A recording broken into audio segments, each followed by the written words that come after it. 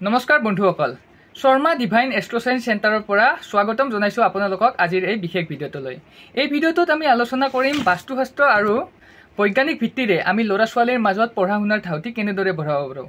সামান্য দুটা বা তিনিটা ৰদবদল কৰিয়ে আপুনি আপোনাৰ সন্তানৰ মনত পঢ়াৰ প্ৰতি আগ্ৰহ সেইটো স্থিৰ কৰিব পাৰিব।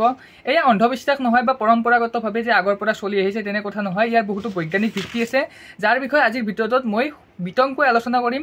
অকল যে পুৰণি পৰম্পৰা অথবা এইটো কৰিলে হ'ব সেইটো কৰিলে তেনে নহয়। ইয়াৰ ফলত কি বৈজ্ঞানিক ভিত্তি অথবা সাইকোলজিকেল দৃষ্টিৰে ল'ৰাটোৰ মনত কেনেধৰণৰ চেঞ্জ হ'ব পাৰে এইবোৰ কামৰ জৰিয়তে, তাৰ বিষয়ে আমি এই ভিডিঅ'টোত আলোচনা কৰিম। এতিয়া যদি পঢ়াৰ কথা কোৱাৰ লগে লগে আমাৰ মনটোত প্ৰথম কুৱেশ্যনটো আহিব যে পঢ়া টেবুলখন আপোনাৰ কেনেকুৱা হ'ব লাগে। যদি আমি বাস্তুশাস্ত্ৰৰ দৃষ্টিকোণৰ পৰা চাবলৈ যাওঁ, পঢ়া টেবুলখন সদায় কাঠৰ হোৱাটো প্ৰয়োজন। এইটো লোহাৰ অথবা যদি আপোনাৰ গ্লাছৰ টেবুলো বহুতে ব্যৱহাৰ কৰে আজিকালি, এইটো হ'ব নালাগে নিয়মতে, কাৰণ ইয়াৰ বহুতো কাৰণ আছে। আৰু এতিয়া আহোঁ আমি কাঠৰ কথা। প্ৰথম যদি কাঠৰ কথা ক'বলৈ যাওঁ, কাঠ হৈছে আমি গছৰ পৰা আহৰণ কৰোঁ প্ৰথম। চ' এইটো বাস্তুশাস্ত্ৰৰ ভিত্তিত এইটো হৈছে এটা প্ৰাকৃতিক তত্ত্ব, ঠিক আছে। প্ৰাকৃতিক তত্ত্বই আমাৰ দেহত এটা পজিটিভ এনাৰ্জি সৃষ্টি কৰে, যাৰ ফলত ল'ৰা ছোৱালী শিশুটিৰ মনত এটা সামান্যকৈ হ'লেও পজিটিভ এনাৰ্জি এটা সোমাই যায়। লগতে যদি আমি বৈজ্ঞানিক দৃষ্টিকোণ অৰ্থাৎ সাইকোলজিকেল দৃষ্টিকোণ, মানুহে কিদৰে ভাবে বৈজ্ঞানিক দৃষ্টিকোণ অথবা সাইকোলজিৰ দৃষ্টিকোণৰ জৰিয়তে যদি আমি চাবলৈ যাওঁ, তেতিয়াও কাঠটো নেচাৰেল, কাঠৰ জৰিয়তে কোনো ৰিফ্লেক্ট নহয়, ঠিক আছে। কিন্তু যেতিয়া এটা শিশুই এখন ধৰি লওক আপুনি এটা লোহাৰ অথবা এখন গ্লাছৰ টেবুল তেওঁক দি দিছে, তেতিয়া কি হ'ব, ধৰি লওক পোহৰটো আপোনাৰ এনেদৰে ৰিফ্লেক্ট হ'ল, পোহৰটো এনেফালে যাই আছে তেনেফালে যাই আছে, অথবা নিজৰে প্ৰতিবিম্বটো তাত চাব পাৰিছে, অথবা যিকোনো ধৰণৰ কাম, এইটোৱে কি কৰিব, ল'ৰাটোৰ মনটো পঢ়াৰ পৰা আঁতৰাই নি বেলেগ কামলৈ স্থানান্তৰিত কৰে।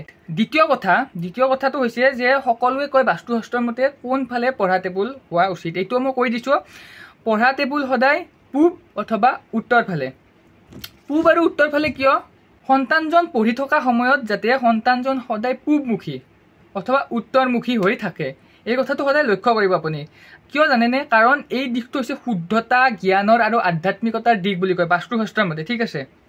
যদি আমি বৈজ্ঞানিক দৃষ্টিকোণৰ পৰা চাবলৈ যাওঁ, এইটো ঘটনাই ধৰি লওক শিশুটোৱে ৰাতিপুৱা পঢ়ি আছে, একদম ৰাতিপুৱা সূৰ্যৰ পোহৰ পৰিছে তাৰ গাত, তেতিয়া কি হয়, সূৰ্যৰ পোহৰে আমাৰ মানুহৰ দেহৰ পৰা মেলাটনিন নামৰ একবিধ হৰমন কমাই দিয়ে।